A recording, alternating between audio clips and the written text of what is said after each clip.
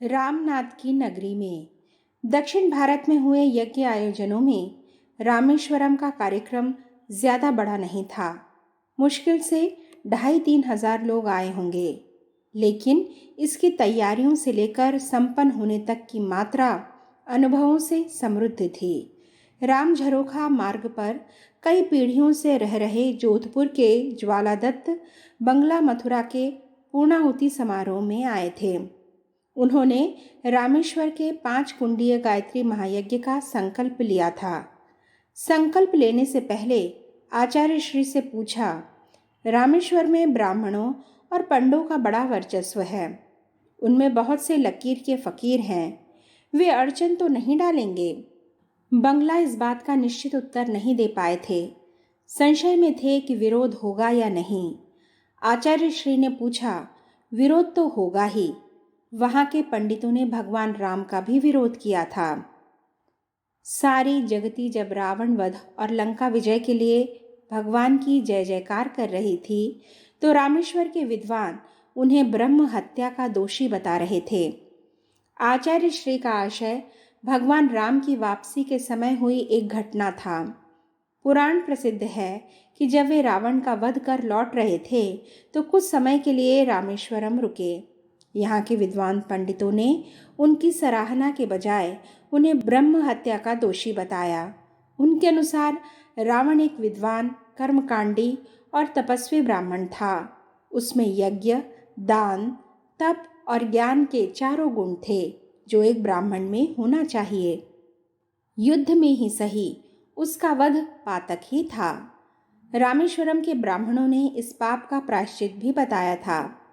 उस विधान के अनुसार राम ने वहां शिवलिंग की स्थापना की। यह स्थापना भारत भर में स्थापित 12 ज्योतिर्लिंगों में एक गिनी जाती है। रामेश्वरम में ज्योतिर्लिंगों की स्थापना वाले प्रसंग का ध्यान आते ही आचार्य श्री ने ज्वालादत्त से कहा, तुम्हारे मन में संकल्प का उदय हुआ है तो उसे पूरा करो। अगर कोई निंदा, भर्त्सना या पाप का आरोप लगता है तो उसका भी निवारण किया जाएगा। कहकर आचार्य श्री ने ज्वालादत्त के हाथ में कलावा बांध दिया। तिथियां तय हुईं। दीपावली से पूर्व दशमी, एकादशी और द्वादशी की। पूर्णाहुति महायज्ञ के वर्ष में 9 से 11 अक्टूबर को निश्चित हुए रामेश्वरम यज्ञ से करीब 2 महीने पहले आचार्य श्री ने रामेश्वरम के लिए रवाना हुए। यात्रा का उद्देश्य वहां होने वाले आयोजन की तैयारी देखना और वातावरण को समझना था। उन दिनों मथुरा से रामेश्वर जाने के लिए पर्याप्त साधन उपलब्ध नहीं थे। तब ग्रांड ट्रंक एक्सप्रेस जीटी गाड़ी ही सहज थी। यह चेन्नई तक जाती थी। मथुरा से चेन्नई तक की लगभग 2000 किलोमीटर तय करने में गाड़ी 50 घंटे से ज्यादा समय लेती थी। 50 घंटे यानी 2 दिन और 3 रात। 15-16 साल पहले आचार्य श्री ने इस क्षेत्र की यात्रा की थी। तब से अब तक स्थितियां काफी बदल गई हैं। उस समय वे अलग अलग समय में महात्माओं से मिलने या अरविंद आश्रम, रमण आश्रम, कांची और तिरुपति आदि तीर्थों में गए थे। तब की यात्रा किसी तलाश में थी। अब उस क्षेत्र में किसी सूत्रपात के लिए जाना था। उस समय के 5 राज्यों Madhya Bharat, central province CP, Maharashtra और मद्रास की यह यात्रा मौसम और सहयात्रियों के लिहाज से हर मायने में परिवर्तनशील थी। 4-6 घंटे के अंतराल से हालात बदलते रहने वाले थे। लकड़ी के फट्टों से बनी तीसरे दर्जे की सीटें ही उस जमाने में हुआ करती थीं। यात्रियों की भीड़भाड़ भी तब ज्यादा नहीं होती थी। लंबी दूरी की यात्री तो बहुत ही कम होते थे। मथुरा स्टेशन पर गाड़ी में सवार होने के बाद आचार्य श्री ने ऊपर की बर्थ पर एक चादर बिछा ली, सामान रखा और लेट गए। गाड़ी रात में करीब 9 बजे रवाना हुई थी। यह समय उनके विश्राम का होता था। यात्रा के लिए सामान कुछ खास नहीं था। 3 जोड़ी धोती कुर्ते और अंतर वस्त्र, कुछ पुस्तकें और सत्तू के अलावा भुना हुआ दलिया। बिस्तर के नाम पर एक दरी, चादर और तकिया। मौसम समशीतोष्ण ही था, इसलिए ज्यादा वस्त्रों की जरूरत नहीं थी। रात आराम से कट गई। आचार्य श्री घर जैसी गाढ़ी नींद में सोए थे। रात में कौन किस स्टेशन से चढ़ा और कब उतरा, इसका ध्यान नहीं था।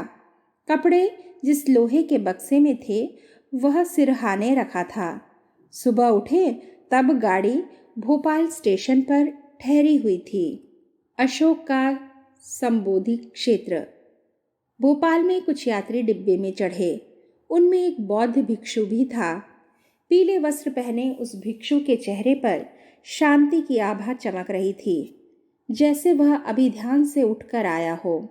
वह भिक्षु आचार्य श्री के पास ही बैठ गया। सामने सीट पर दो लोग पहले से बैठे थे। भिक्षु को अपनी सीट पर बैठने और संभलने में कुछ क्षण लगे। सामान जमाकर वह इत्मीनान से बैठ गया तो उसने आचार्य श्री की ओर देखा।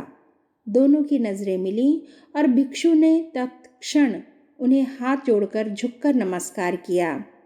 प्रणत श्रद्धा में किए गए इस नमस्कार का उत्तर आचार्य श्री ने भी झुककर दिया और बोले, मैं श्री राम शर्मा हूँ, मथुरा का निवासी और कर्म से पुरोहित। भिक्षु ने कहा, मैं भिक्षु धर्मकीर्ति भगवान बुद्ध के बताए मार्ग पर चलने की कोशिश कर रहा हूँ। अपना कोई निश्चित ठिकाना नहीं है। बुद्ध ने कहा था कि चलते रहो, भिक्षु को भी चलते रहना चाहिए। लेकिन बौद्ध धर्म में तो मठों, संघारामों और बिहारों की भरमार है। चलते रहने का संदेश कम ही भिक्षु ग्रहण कर पाते हैं। कहते कहते आचार्य श्री चुप हो गए। भिक्षु धर्मकीर्ति उनके मुंह की ओर देख रहा था। आचार्य श्री ने फिर कहा, सभी धर्मों और साधन परंपराओं में समय और स्थिति के अनुसार संशोधन, सामंजस्य की गुंजाइश रहती है। भगवान बुद्ध ने भी किसी भिक्षु को एक जगह ज्यादा नहीं रुकने का निर्देश दिया था। आचार्य शंकर ने भी सन्यासी को एक गांव में दूसरा सूर्योदय देखने से मना किया था। लेकिन परंपराओं में तत्काल या कुछ समय बाद विहार और आश्रम बनाने की व्यवस्था करनी पड़ी। आचार्य श्री की बात सुनकर भिक्षु ने कहा, मैंने आपका पूर्व पक्ष भी समझा और उत्तर पक्ष भी। मैं आपकी विद्या और मेधा को फिर प्रणाम करता हूँ। मुझे लगता है कि आप श्री रामेश्वरम जा रहे हैं। मुझे भी वहाँ तक जाना है। वहाँ से सिंहल द्वीप जाऊँगा। भिक्षु धर्मकीर्ति ने अपने मूल निवास और पूर्व जीवन के बारे में कुछ नहीं बताया था। वह सांची से आ रहा था। सांची, जहाँ सम्राट अशोक ने बौद्ध धर्म की दीक्षा ली थी और उसके बाद भारत भर में स्तूपों की स्थापना का अभियान चलाया। देश भर में बनवाए 84,000 स्तूपों में 8 सांची में ही थे। उनमें 3 स्तूप ही टूटी फूटी हालत में हैं। धर्मकीर्ति और आचार्य श्री में सांची की चर्चा छिड़ गई। भिक्षु ने पूछा, आप कभी सांची गए हैं? हाँ, आचार्य श्री ने कहा, 20-22 साल पहले गया था, लेकिन एक दिन ही रुक पाया। मुझे लगा कि सांची को समझने के लिए एक दिन कम है। कम से कम 5-7 दिन रुकना चाहिए या इससे ज्यादा।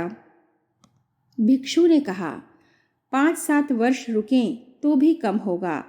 सांची चमत्कारों से परिपूर्ण तीर्थ है।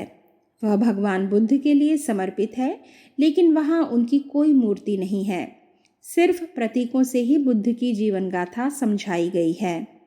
सांची का बृहद स्तूप वहाँ का मुख्य आकर्षण है। 16 मीटर ऊंचे और 37 मीटर व्यास वाले इस भव्य और विराट स्तूप का निर्धारण अशोक के समय से ही हुआ था। अशोक उसे पूरा नहीं करा पाया। उसके बाद पाटलिपुत्र के सिंहासन पर बैठे उनके उत्तराधिकारी ने इसे पूरा कराया। भिक्षु धर्मकीर्ति ने पूछा, भगवान बुद्ध के संदेश को विश्व भर में फैला देने वाले सम्राट अशोक से क्या यह चूक हुई होगी कि वे प्रतिमा स्थापित करना ही भूल जाएं? यह चूक नहीं, विशेष सावधानी थी। ध्यान के गहन तल को छू लेने वाले सिद्ध साधक ही इस तरह की व्यवस्था कर सकते थे। जिन सिद्ध साधकों ने स्तूप का स्वरूप निश्चित किया, उन्होंने अनुभव किया होगा कि प्रतिमा तो एक तरह के लोगों को ही अपने भीतर की यात्रा करा सकेगी। यहाँ आने वाले प्रत्येक व्यक्ति की चेतना के स्तर भिन्न भिन्न होंगे। उन्हें आगे की यात्रा के लिए प्रेरित करने वाले बिंब भी अलग अलग होने चाहिए। एक ही तत्व या बिंब सबके लिए उपयोगी नहीं हो सकता। इसलिए सांची के स्तूप में अलग अलग प्रतीक अपनाए गए। यह सब कहते हुए आचार्य श्री के मानस पटल पर पहले की गई यात्रा के बिंब उभर कर आ रहे थे। उन बिंबों में कमल, पीपल, गाय और चक्र के माध्यम से बुद्ध के जन्म, ज्ञान प्राप्ति और धर्मोपदेश के दृश्यों को दर्शाया गया था। एक जगह पैरों की छाप अंकित थी। वह बुद्ध के निर्वाण का संकेत था। इन छापों की याद आते ही आचार्य श्री को लगा कि भगवान बुद्ध अपना पंच भौतिक शरीर छोड़कर जा रहे हैं। ज्योति बुझ रही है और उसके स्थान पर एक नई दीप शिखा का उदय हो रहा है। स्तूप में प्रवेश के लिए 4 तोरण द्वार है। पश्चिमी द्वार पर बुद्ध के पिछले 7 जन्मों की कथा है। कहीं वृक्ष में बुद्ध की झलक दिखती है तो कभी अश्व में।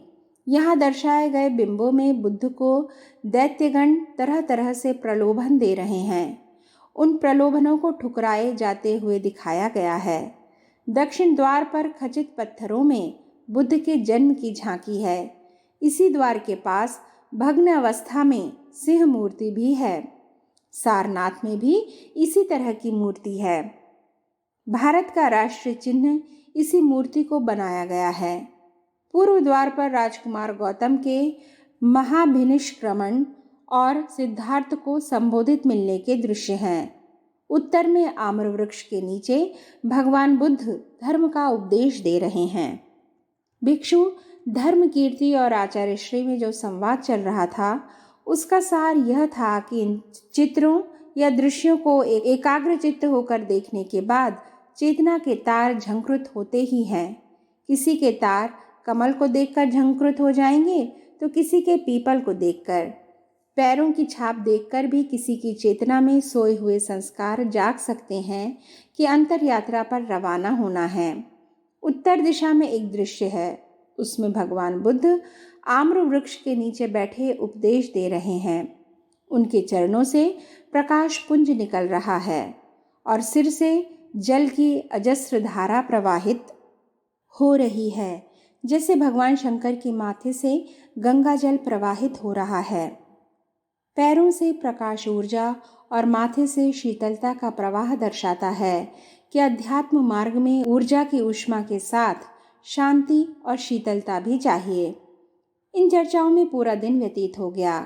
रास्ते में कई यात्री आए और अपने गंतव्य स्टेशनों पर पहुंचकर उतरे होंगे। उनमें कुछ ऐसे भी थे जिन्होंने संवाद में हिस्सा लिया। एक यात्री का प्रश्न था कि साधना के क्षेत्र में अपने ही प्रयत्नों से प्रगति होनी है तो मार्गदर्शक या बुद्ध पुरुषों की क्या आवश्यकता है। व्यक्ति प्रगति तो अपने ही प्रयत्नों से करता है। मार्गदर्शक की भूमिका एक दीपक की तरह होती है। उसके प्रकाश में आगे की राह दिखाई देती है। आचार्य श्री ने कहा। फिर वे बोले, वह अभिभावक और उपचारक की तरह भी होता है। उंगली पकड़कर चलना सिखाता है और औषधि अनुपात देकर निरोग बनाता है। तीनों ही स्थितियों में व्यक्ति को स्वयं ही चलना होता है। ऐसा नहीं था कि सभी यात्रियों के प्रश्नों का उत्तर दिया हो। बहुत से लोग बातचीत सुनकर उपेक्षा भाव दर्शाते हुए और कई चर्चा का आस्वाद लेते हुए गए। आचार्य श्री और भिक्षु धर्मकीर्ति के संवाद अपनी तरह चल रहे थे। विजयवाड़ा स्टेशन आते तक शाम हो गई थी। भिक्षु ने कहा, अब ध्यान का समय हो गया है। करीब 40 मिनट बाद ध्यान पूरा हुआ तो भिक्षु ने कहा कि आज अद्भुत शांति का अनुभव हुआ।